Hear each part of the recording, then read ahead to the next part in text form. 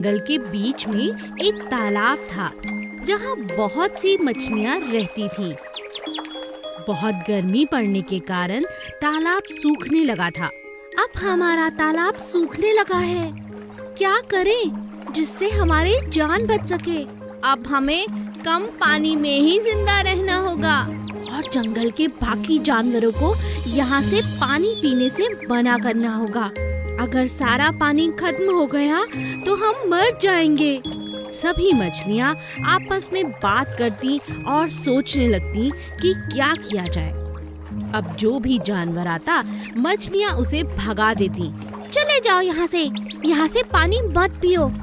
सारा पानी तुम ही पी जाओगे तो हम जिंदा कैसे रहेंगे। चले जाओ यहाँ से, हमारा तालाब सूख रहा है, तुम कहीं और जाकर पानी पियो। ये तालाब जंगल का है, इस पर सबका अधिकार है। मैं कहीं और क्यों जाऊं? मैं यहीं से पानी पीऊंगा। पानी पीते हुए हाथी ने कहा।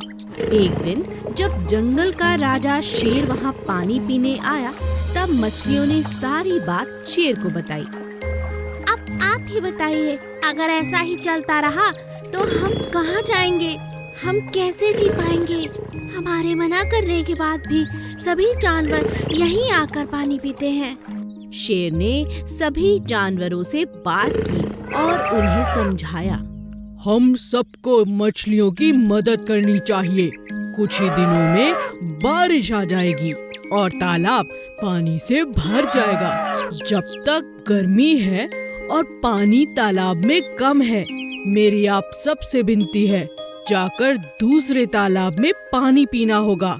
हम सभी जानवरों को एक दूसरे के साथ मिलजुल कर रहना है। अब सभी जानवरों को शेर की बात समझ आ गई और जानवर दूसरे तालाब में जाके पानी पीने लगे। कुछ ही दिनों में बरसात हुई और तालाब फिर से पानी से भर गया।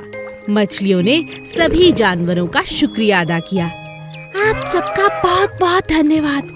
आप सबको हमारी वजह से दूर तालाब जाकर पानी पीना पड़ता था, लेकिन अब आप सब यहीं आकर पानी पी सकते हैं। शेर राजा, आपका बहुत बहुत शुक्रिया। अप्पू हाथी। एक दिन अप्पू हाथी जंगल में भोजन की तलाश में इधर उधर भटक रहा था कि अचानक वो एक बड़े से गड्ढे में गिर पड़ा। अरे, इतना बड़ा गड्ढा, अब मैं बाहर कैसे निकलूंगा? ये क्या हो गया? मेरी नजर इस गड्ढे में क्यों नहीं पड़ी? अरे कोई मुझे बचाओ, कोई है, मेरी मदद करो। तभी उसकी आवाज सुन वहाँ एक बंदर आया। बंदर भाई, मुझे यहाँ से बाहर निकालो। मैं गलती से इस गड्ढे में गिर चुका हूँ, मुझे बचा लो प्लीज। अरे भाई, मैं इतना छोटा सा बंदर तुम्हें बाहर कैसे निकालूं? मगर तुम्हारी जान बचाना तो चाहता हूँ। एक काम करता हूँ, मैं अपने सभी दोस्तों को बुलाकर लाता हूँ, तब तक तुम मेरा इंतजार करना।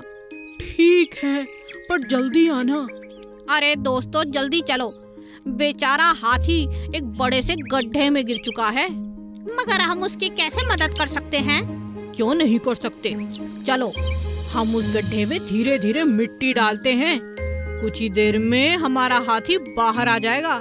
चलो चलो, जल्दी करो। बंदर और उसके दोस्त जल्दी से हाथी के पास पहुँचे। तुम घबराओ नहीं हाथी, हम अभी इस गड्ढे में मिट्टी डालते हैं, ये भर जाएगा और तुम बाहर निकल आओगे। मगर कैसे? तुम्हारे हाथ तो बहुत छोटे छोटे हैं। कोई बात नहीं, हम लगे रहेंगे काम में, घबराओ मत। चलो दोस्तों। सभी बंदर खूब जोरों शोरों से थोड़ी थोड़ी मिट्टी गड्ढे में डालते रहे। इस पूरे काम में बहुत देर लग गई, मगर उन्होंने हिम्मत नहीं हारी। धीरे धीरे मिट्टी भरती गई और हाथी ऊपर आ गया। तुम सबका बहुत बहुत शुक्रिया, तुम लोगों ने मेरी जान बचा ली। तुम्हारे हाथ भी दर्द कर रहे होंगे। तुम मेरे सच्चे दोस्त हो, तुम्हारा दिल से शुक्रिया। अरे कोई बात नहीं हाथी भाई, आज से तुम हमारे दोस्त हो। हमें अपनी पीठ पर बिठाकर एक चक्कर तो लगा दो। हाँ हाँ, क्यों नहीं, चलो चलो। और इस तरह बंदर और हाथी दोस्त चल पड़े जंगल की सैर पर। वफादार घोड़ा बादल। चंदन के पास बादल नाम का एक खूबसूरत सफेद रंग का घोड़ा था। दोनों एक दूसरे से बहुत प्यार करते थे। चंदन अपने घोड़े पर बहुत मेहनत करता, उसे रोज अच्छे से नहलाता, अच्छा खाना खिलाता और घुमाने भी ले जाता। बादल भी चंदन की हर बात मानता था। एक दिन एक चोर की नजर घोड़े पर पड़ी। अरे, इतना सुंदर और शांत घोड़ा, इतना आज्ञाकारी है, क्यों ना इस पर साफ किया जाए अपना हाथ, क्यों ना इस बार इसे ही चुरा लिया जाए। अगले ही दिन चोर मौका पाकर घोड़े को भगा ले गया। इस घोड़े को ज्यादा दिन अपने पास रखना खतरे से खाली नहीं है, इससे जल्दी ही बेच देता हूँ, कहीं पकड़ा ना जाऊं, इसका रंग ही बदल देता हूँ। चोर ने घोड़े को काले रंग से रंग दिया और उसे लेकर शहर की तरफ जाने लगा। बादल चंदन को याद कर कर रोता रहता। हे भगवान, मेरी मदद करो, यह चोर तो बहुत चालाक है, मुझे चंदन से दूर कर दिया, मैं उनके बिना नहीं रह सकता। तभी बादल की नजर नदी किनारे बैठे चंदन पे पड़ी। चंदन को देखते ही बादल जोर जोर से हिंहिनाने लगा। चंदन को कुछ समझ नहीं आया। अरे, ये घोड़ा मुझे देखकर इतना शोर क्यों कर रहा है? शायद ये मुझे कुछ कहना चाहता है। तभी अचानक बादल चोर को जोर से धक्का देकर नदी में कूद पड़ता है। अरे अरे, ये घोड़ा, अरे इसे बचाना होगा। चंदन घोड़े को बचाकर बाहर ले आता है, मगर यह क्या? अरे, इस घोड़े का तो रंग निकल रहा है। अरे भागो, कहीं पकड़ा न जाऊं। यह सब देख चोर दुम दबाकर भाग गया। चंदन अपने घोड़े को पहचान जाता है और बादल अपनी समझदारी से अपने मालिक के पास वापस पहुंच जाता है। भेड़ें और सियार। एक दिन एक सियार जंगल से गुजर रहा था। उसने दो भेड़ों को जोर जोर से बातें करते हुए सुना। अरे भाई, क्या बात है? शायद इनके बीच झगड़ा होने वाला है, चलो देखता हूँ। सियार एक पेड़ के पीछे छिप गया और भेड़ों को लड़ते हुए देखने लगा। मुझसे पंगा मत लो, मैं बहुत शक्तिशाली हूँ, समझी? मैं तुमसे नहीं डरती, जाओ यहाँ से, यह मेरा इलाका है। तो चलो, इसका आज फैसला हो जाए। ठीक है, मैं किसी से नहीं डरती, आ जाओ मैदान में। वाह, यह दोनों तो बहुत तगड़ी हैं, इनका झगड़ा देखने में मजा आएगा। मैं ताकतवर हूँ। नहीं, मैं ताकतवर हूँ। तुम हटो यहाँ से, ये मेरा इलाका है, मैं ताकतवर हूँ। हट जाओ, आज मैं तुम्हें छोड़ूंगी नहीं। दोनों भेड़ों में जबरदस्त झगड़ा होने लगा। दोनों बुरी तरह से घायल हो गईं। उनके शरीर से लगातार खून तक बहने लगा। सियार ने इस बात का फायदा उठाने की सोची। लगता है दोनों लड़ते लड़ते थक चुकी हैं, मैं इन्हें अपना शिकार बना सकता हूँ। दोनों भेड़ों को लड़ता देख सियार लालच में आ चुका था। उन दोनों के बीच पड़कर एक एक कर दोनों को खा जाना चाहता था। सियार ने आओ देखा ना ताओ और भेड़ों पर टूट पड़ा, लेकिन दोनों भेड़ें बहुत ताकतवर थीं। उन्होंने सियार की जमकर धुलाई कर दी। हे भगवान, मैं सोच रहा था कि दोनों को एक एक करके कई दिनों तक खाऊंगा, लेकिन ये तो मेरे ही पीछे पड़ गई। अरे छोड़ दो मुझे, मार ही डालोगी क्या? अरे छोड़ो, अरे दोनों भेड़ें बहुत ताकतवर थीं। उन्होंने सियार की जमकर धुलाई कर दी, जिससे सियार वहीं ढेर हो गया। उदास राजा शेर। एक दिन राजा शेर का मंत्री भालू जंगल में घोषणा करता है। सुनो सुनो सुनो, राजा शेर बहुत दिनों से उदास हैं। जो कोई भी राजा जी को हंसाएगा उसे बड़ा इनाम दिया जाएगा।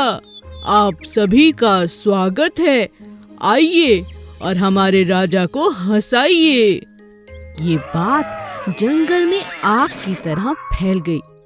जंगल के सभी जानवर राजा को खुश करने के प्रयास करने लगे। सबसे पहले एक हाथी उन्हें खुश करने की कोशिश करता है। हाथी अपनी सूंड से तरह तरह के करतब दिखाता है, लेकिन राजा को हंसी नहीं आती। फिर बंदर की बारी आती है। मैं आपको हंसाने की कोशिश करता हूँ राजा जी। बंदर अपने बहुत अच्छे अच्छे करतब दिखाता है, मगर वह भी हंसाने में नाकामयाब होता है। इसी तरह सभी जानवर कोशिश करते हैं, लेकिन किसी को भी कामयाबी नहीं मिलती। अंत में नन्ही चींटी की बारी आती है। राजा के मंत्री भालू को लगता है किसी को इनाम नहीं मिलेगा। इतनी छोटी सी चींटी हमारे राजा को कहाँ से हंसाएगी। जब अच्छे अच्छे बड़े बड़े जानवर नहीं हंसा पाए तो ये चींटी क्या हंसाएगी। तभी चींटी गुस्से में लाल होकर राजा के नजदीक आती है और कहती है, देखिए राजा जी, बहुत हो चुका। मैं आ रही हूँ आपके पेट पर गुदगुदी करने। आपको तो फिर हंसना ही होगा। अपनी तरफ गुस्से में चींटी को आता देख राजा की हंसी निकल पड़ी। हो हो हो हो हो हो हो हो हो हो। राजा को हंसता देख सभी जानवर हंसने लगे और नाचने लगे। चींटी को भी राजा ने बहुत सुंदर इनाम दिया। एक महल में राजा के पास एक सुंदर सफेद रंग का कबूतर था। राजा उससे बहुत प्यार करता था और अपने मन की सभी बातें वो कबूतर से किया करता था। एक दिन कबूतर का दिल महल से बाहर जाने को हुआ। कबूतर उड़ता हुआ जंगल की तरफ चला गया, मगर आते हुए वह रास्ता भटक गया। राजा शाम तक कबूतर की राह देखता रहा। फिर उसने अपने सेनापति को कबूतर को ढूंढकर लाने का आदेश दिया। सेनापति, जाओ और कबूतर को ढूंढकर लाओ। जो आज्ञा महाराज। बहुत ढूंढने पर भी सेनापति को कबूतर का कोई सुराग नहीं मिला। तब सेनापति को एक तरकीब सूझी और उसने एक कबूतर पकड़ा और उसे सफेद रंग में रंग दिया। जब वह महल में गया तो राजा उसे देखकर खुश हो गया और सेनापति को इनाम दिया। कुछ दिनों बाद उस कबूतर ने अंडे दिए। एक दिन जब उस कबूतर का अंडा फूटा तब उसमें से सफेद नहीं बल्कि दूसरे रंग का कोई और चूजा निकला। यह देखकर राजा को बहुत परेशानी और शक भी हुआ। उसने कबूतर से कहा, मैं बहुत खुश हूँ कि तुम्हारे चूजे बाहर आ रहे हैं, लेकिन एक बात बताओ, तुम्हारा और तुम्हारे चूजों का रंग अलग क्यों है?